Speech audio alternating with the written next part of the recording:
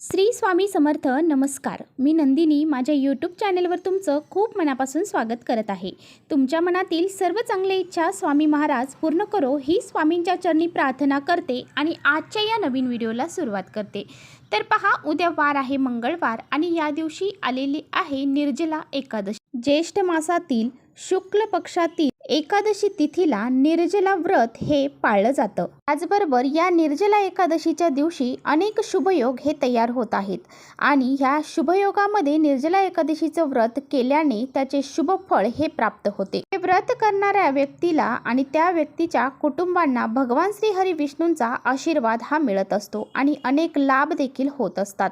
व्यक्तीच्या मनोकामना पूर्ण होण्यासाठी, इच्छापूर्ती होण्यासाठी हे जे व्रत आहे तर ते केले जाते. निर्जला एकादशीचं व्रत हे खूप कठीण व्रत मानलं जातं आणि हे व्रत कठीण का मानलं जातं तर पहा, या दिवशी निर्जला एकादशीला पाणीसुद्धा ग्रहण केलं जात नाही. म्हणूनच या एकादशीचं व्रत हे सर्वात कठीण व्रत हे मानलं जातं. हे व्रत जे आहे तर ते पांडवापैकी भीम यांनी केलं होतं आणि कठीण तपश्चर्या करून त्यांनी योग्य ते फळ हे प्राप्त केलं होतं. म्हणूनच या एकादशीला भीमसेन एकादशी म्हणून देखील ओळखलं जातं.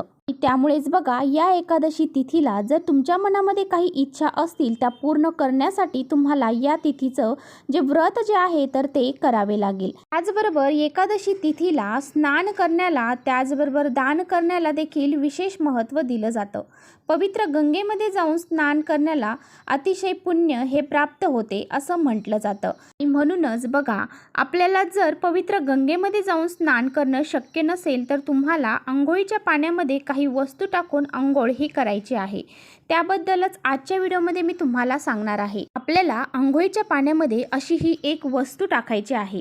ही वस्तू जर आपण अंघोळीच्या पाण्यामध्ये टाकली तर आपल्या कठीणातील कठीण इच्छा ह्या देखील पूर्ण होतील. त्याचबरोबर आपल्या जीवनामध्ये जे काही दुःख आहे, संकट आहे, अडचणी आहेत, दोष आहेत, नकारात्मकता असेल, शत्रुबाधा असेल, करणीबाधा असेल, यासारखे जे दोष आहेत तर ते देखील दूर होऊन जातील. असा हा अत्यंत प्रभावशाली उपाय कसा करायचा आहे याबद्दलच आजच्या व्हिडिओमध्ये आपण जाणून घेणार आहोत. त्यामुळे व्हिडिओ कुठे स्किप न करता शेवटपर्यंत नक्की बघा, जेणेकरून तुमच्यापर्यंत योग्य ती माहिती पोहोचेल. आपल्या चॅनलवर जर नवीन असाल तर चॅनलला लगेच सबस्क्राईब करा. असेच माहितीपूर्ण व्हिडिओ पाहण्यासाठी बेल आयकॉनलाही प्रेस करा, म्हणजे मी जेव्हा नवीन व्हिडिओ अपलोड करेन त्याचं नोटिफिकेशन सर्वात अगोदर तुम्हाला भेटेल आणि तुम्ही एकही व्हिडिओ मिस करणार नाही. त्याचबरोबर कमेंट्समध्ये ओम नमो भगवते वासुदेवाय नमः हे लिहायला अजिबात विसरू नका. व्हिडिओ हा महत्त्वपूर्ण वाटत असेल तर तुम्ही आपल्या मित्रमैत्रिणींसोबत शेअर देखील करा. तर पहा, हा जो उपाय मी तुम्हाला सांगणार आहे तर तो उपाय कुणी करायचा आहे. हा उपाय स्त्रियाही करू शकतात, त्याचबरोबर पुरुष देखील हा उपाय करू शकतात.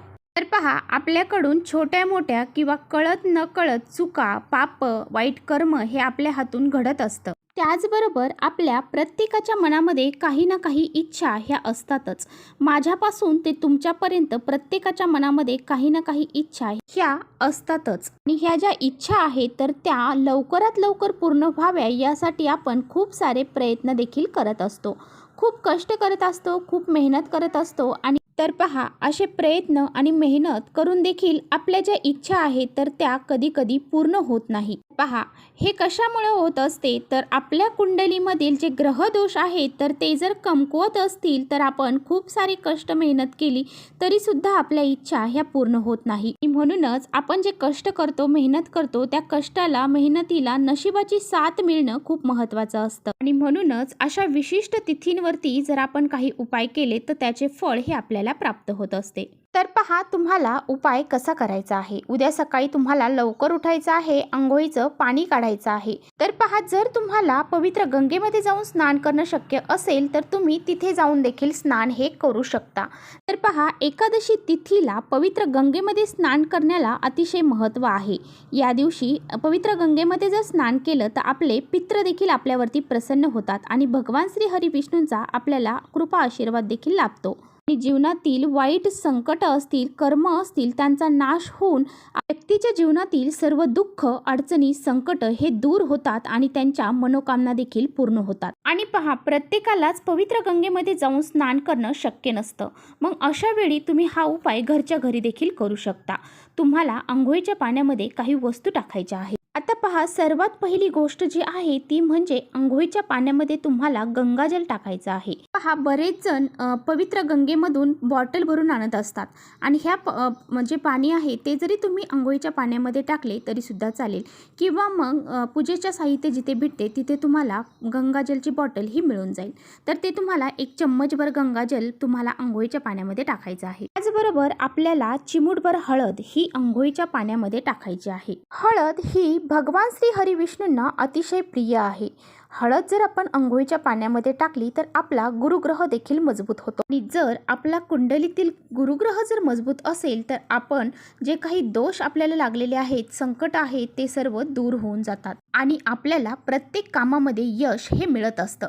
म्हणून आपल्याला चिमूटभर हळद ही अंघोळीच्या पाण्यामध्ये टाकायची आहे. आणि पहा, जर तुम्हाला कुणाचा नजर दोष लागलेला असेल, काही शत्रुबाधा असेल, तर तुम्हाला अंघोळीच्या पाण्यामध्ये चिमूटभर खडे मीठ जे आहे तर ते देखील टाकायचं आहे. त्याचबरोबर तुम्हाला 1 तुळशीपत्र देखील अंघोळीच्या पाण्यामध्ये टाकायचं आहे.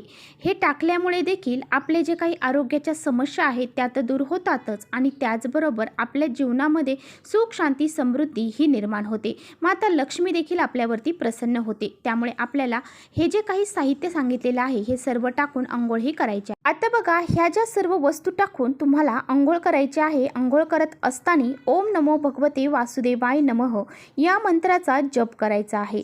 आणि पहा, अंघोळ करताना काही जण खूप चुकीच्या पद्धतीने अंघोळ करतात. सर्वात अगोदर गुडघ्यावरती पाणी टाकतात किंवा मग डोक्यावरती पाणी टाकतात. तर असं आपल्याला करायचं नाही. तर आपल्याला 1 मग भरून घ्यायचा आहे. तो सर्वात अगोदर उजव्या खांद्यावरती टाकायचा आहे. दुसरा मग भरून घ्यायचा, तो डाव्या खांद्यावरती टाकायचा.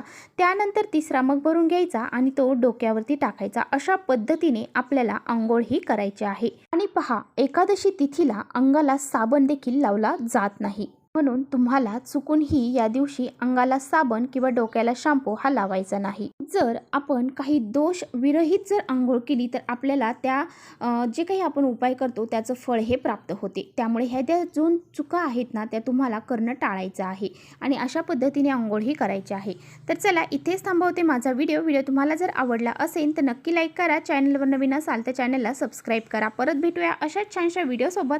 तोपर्यंत श्री स्वामी समर्थ.